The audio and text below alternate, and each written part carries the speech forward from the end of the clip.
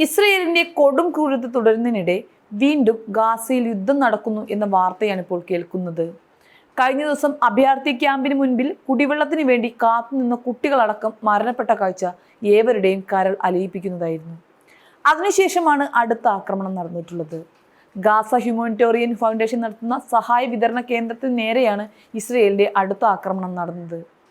ബുധനാഴ്ച നടന്ന ആക്രമണത്തിൽ 21 പലസ്തീനികളാണ് കൊല്ലപ്പെട്ടിട്ടുള്ളത്. ഭൂരിഭാഗവും തിക്കിലും തിരക്കിലും പെട്ടാണ് മരിച്ചത് എന്നതാണ് ദയനീയമായ കാര്യം. എന്നാൽ ഇത് ഇസ്രയേലിന്റെ ഭാഗത്തു നിന്നുമുണ്ടായ യുദ്ധമല്ലെന്നും സായുധ പ്രക്ഷോഭകർ നടത്തിയ ആക്രമണമാണെന്നുമാണ് ഇസ്രയേൽ പിന്തുണയുള്ള GHF സംഘം ആരോപിക്കുന്നത്. തെക്കൻ ഗാസയിലെ ഖാൻ യൂനിസിലെ സഹായ വിതരണ കേന്ദ്രങ്ങളിൽ ഒന്നിൽ നടന്ന തിക്കിലും തിരക്കിലും പെട്ട് 20 പേരും കുത്തേറ്റ് ഒരാളും മരിച്ചെന്നാണ് GHF വക്താവ് പറഞ്ഞത്. ആൾക്കൂട്ടത്തിലെ ആയുധധാരികളും ഹമാസുമായി ബന്ധമുള്ളവരും മനഃപൂർവ്വം പ്രശ്നമുണ്ടാക്കിയതാണെന്ന് GHF പ്രസ്താവനയിൽ പറയുകയുണ്ടായി. എന്നാൽ GHF ആരോപണം ഹമാസ് തള്ളുകയാണ് ഉണ്ടായത്. GHF ഗാർഡുകളും ഇസ്രയേലി സേനയും ആളുകൾക്കിടയിൽ കുരുമുളക് സ്പ്രേ പ്രയോഗിക്കുകയും വെടിവെക്കുകയും ചെയ്തുവെന്ന് ഹമാസ് ആരോപിക്കുന്നുണ്ട്. ബുധനാഴ്ച GHFന്റെ സഹായ വിതരണ കേന്ദ്രത്തിൽ 21 പലസ്തീനികൾ മരിച്ചതായി ഗാസ ആരോഗ്യ മന്ത്രാലയം അറിയിച്ചിട്ടുണ്ട്. അതിൽ തന്നെ സഹായത്തിനായി എത്തിയ ജനക്കൂട്ടത്തിന് നേരെ കണ്ണീർ വാതകം പ്രയോഗിച്ചതിനെ തുടർന്നുണ്ടായ തിക്കിലും ശ്വാസമുട്ടലിനെ തുടർന്നും 15 പേർ മരിച്ചതായി ഗാസ ആരോഗ്യ മന്ത്രാലയത്തിന്റെ റിപ്പോർട്ടിൽ രേഖപ്പെടുത്തിയിട്ടുണ്ട്.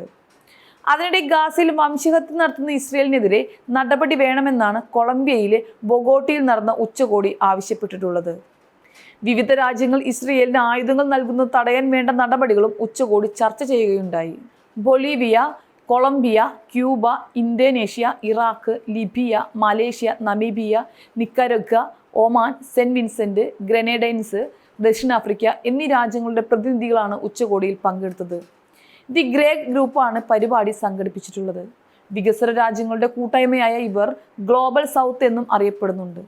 ഉച്ചകോടിക്ക് വെനസ്വേല പൂർണ്ണ പിന്തുണയാണ് പ്രഖ്യാപിച്ചിട്ടുള്ളത്.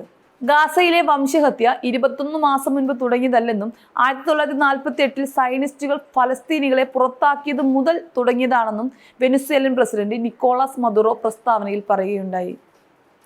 വംശഹത്യ തടയാൻ അന്താരാഷ്ട്ര നിയമത്തെ കൊളോണിയൽ ശക്തികളിൽ നിന്നും മോചിപ്പിക്കേണ്ടതുണ്ടെന്നും അദ്ദേഹം പറയുന്നുണ്ട്. അതേസമയം ഗാസയിലെ യുദ്ധക്കുറ്റങ്ങൾക്ക് ഇസ്രയേൽ പ്രധാനമന്ത്രി ബെഞ്ചമിൻ നെതന്യാഹുവിനും മുൻ യുദ്ധമന്ത്രി യോവ് ഗാലന്റിനുമെതിരായ അറസ്റ്റ് വാറന്റുകൾ റദ്ദാക്കണമെന്ന ഇസ്രയേലിന്റെ ആവശ്യം അന്താരാഷ്ട്ര നീതിന്യായ കോടതി തള്ളിക്കളയുകയാണ് ഉണ്ടായത്. അറസ്റ്റ് വാറന്റുകൾ റദ്ദാക്കണമെന്നും ഫലസ്തീനിലെ അന്വേഷണം നിർത്തണമെന്നുമായിരുന്നു ആവശ്യം. പ്രതികളുടെ മനുഷ്യാവകാശങ്ങൾ ലംഘിക്കുന്നതാണ് അറസ്റ്റ് വാറന്റ് എന്നായിരുന്നു ഇസ്രയേലിന്റെ വാദം. ഇത് അംഗീകരിക്കാനാവില്ലെന്ന് കോടതി പറയുകയും ചെയ്തു. ഇനിയും തുടരുന്ന ഈ കൂട്ടക്കുരുതിക്ക് ശക്തമായ ഒരു തീരുമാനമുണ്ടായില്ലെങ്കിൽ അധികം താമസിയാതെ തന്നെ ഗാസ ഒരു പ്രേതഭൂമിയാവുമെന്ന കാര്യം തീർച്ചയാണ്.